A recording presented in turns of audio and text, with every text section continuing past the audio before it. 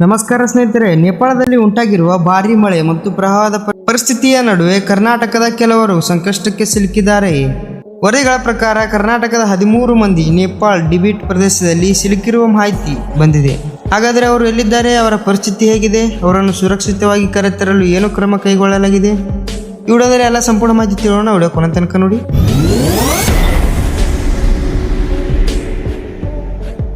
ನೇಪಾಳದಲ್ಲಿ ಇತ್ತೀಚೆಗೆ ಹವಾಮಾನ ಪರಿಸ್ಥಿತಿಯಿಂದ ಹಲವು ಪ್ರದೇಶಗಳಲ್ಲಿ ಸಂಚಾರಕ್ಕೆ ತೊಂದರೆಯಾಗಿದೆ. ಭಾರೀ ಮಳೆ, ಪ್ರವಾಹ ಮತ್ತು ರಸ್ತೆ ಸಂಪರ್ಕದ ಸಮಸ್ಯೆಯಿಂದ ಪ್ರವಾಸಿಗಳು ಹಾಗೂ ಸ್ಥಳೀಯರು ಕೆಲವು ಪ್ರದೇಶಗಳಲ್ಲಿ ಸಿಲುಕಿರುವ ಪರಿಸ್ಥಿತಿ ನಿರ್ಮಾಣವಾಗಿದೆ.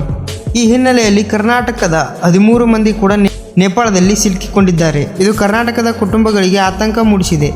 ಆದರೆ ಇಲ್ಲಿ ಒಂದು ವಿಷಯ ಸ್ಪಷ್ಟವಾಗಿ ಗಮನಿಸಬೇಕು: ಸಾಮಾಜಿಕ ಜಾಲತಾಣದಲ್ಲಿ ಹರಿದಾಡುವ ಪ್ರತಿಯೊಂದು ಮಾಹಿತಿಯನ್ನು ನಿಜವೆಂದು ನಂಬಬಾರದು.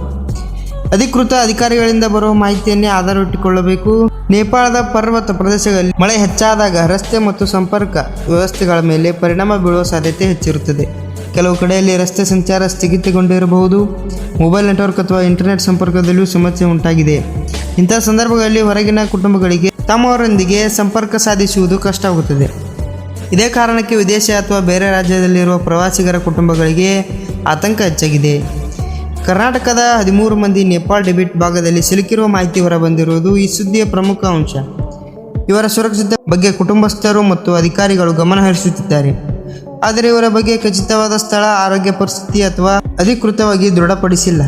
ಹೀಗಾಗಿ ವಿಡಿಯೋ ನೋಡುತ್ತಿರೋರು ಕೂಡ ವಾಟ್ಸಪ್ ಅಥವಾ ಸಾಮಾಜಿಕ ಜಾಲತಾಣದಲ್ಲಿ ಹರಿಬರುವ ಸಂದೇಶಗಳನ್ನು ಫಾರ್ವರ್ಡ್ ಮಾಡುವ ಮುನ್ನ ಎಚ್ಚರ ವಹಿಸಿ. ಇಂತಹ ಪ್ರಕೃತಿ ವಿಕೋಪ ಸಂದರ್ಭದಲ್ಲಿ ಮೊದಲ ಸಾಧ್ಯತೆ ಸಿಲುಕಿರುವ ಸುರಕ್ಷತೆ. ಸ್ಥಳೀಯ ಆಡಳಿತ, ರಕ್ಷಣಾ ತಂಡ ಮತ್ತು ಸಂಬಂಧಪಟ್ಟ ಅಧಿಕಾರಿಗಳು ಪರಿಸ್ಥಿತಿಯನ್ನು ಗಮನಿಸುತ್ತಾರೆ. ರಸ್ತೆಗಳು ಅಥವಾ ಸೇತುವೆಗಳು ಹಾನಿಗೊಳಗಾದರೆ ರಕ್ಷಣಾ ಕಾರ್ಯಾಚರಣೆಗೆ ಸಮಯ ಬೇಕಾಗಬಹುದು. ಹೀಗಾಗಿ ತಕ್ಷಣವೇ ಎಲ್ಲರನ್ನೂ ಕರೆತರುತ್ತಾರೆ ಅಥವಾ ಯಾರಿಗೂ ಅಪಾಯವಿಲ್ಲ ಎಂಬ ದೃಢೀಕರಣ ಹೇಳಿಕೆ ಮಾಡುವುದು ಸೂಕ್ತವಲ್ಲ. ಅಧಿಕೃತ ಮಾಹಿತಿ ಬಂದಂತೆ ಮಾತ್ರ ಪರಿಸ್ಥಿತಿ ಅರ್ಥ ಮಾಡಿಕೊಳ್ಳಬೇಕು. ಒಟ್ಟಿನಲ್ಲಿ ನೇಪಾಳ ಟಿಬೆಟ್ ಪ್ರದೇಶದ ಕರ್ನಾಟಕದ 13 ಮಂದಿ ಸಿಲುಕಿರುವ ಬಗ್ಗೆ ವರದಿಯಾಗಿ ಬಂದಿದೆ. ಅವರ ಸುರಕ್ಷಿತ ಕುರಿತು ಹೆಚ್ಚಿನ ಮಾಹಿತಿಗಾಗಿ ಕಾಯಬೇಕಾಗಿದೆ. ಈ ಸುದ್ದಿ ನಿಮಗೆ ಉಪಯುಕ್ತವಾದರೆ ಲೈಕ್ ಮಾಡಿ, ಶೇರ್ ಮಾಡಿ. ಇಂತಹ ಪ್ರಮುಖ ಕರ್ನಾಟಕ, ಭಾರತ, ವಿಶ್ವ ಸುದ್ದಿಗಳಿಗಾಗಿ ನಮ್ಮ ಯೂಟ್ಯೂಬ್ ಚಾನಲನ್ನು ಸಬ್ಸ್ಕ್ರೈಬ್ ಮಾಡಿ. ಮತ್ತೆ ಮುಂದಿನ ವಿಡಿಯೋದಲ್ಲಿ ಸಿಗೋಣ. ಧನ್ಯವಾದಗಳು.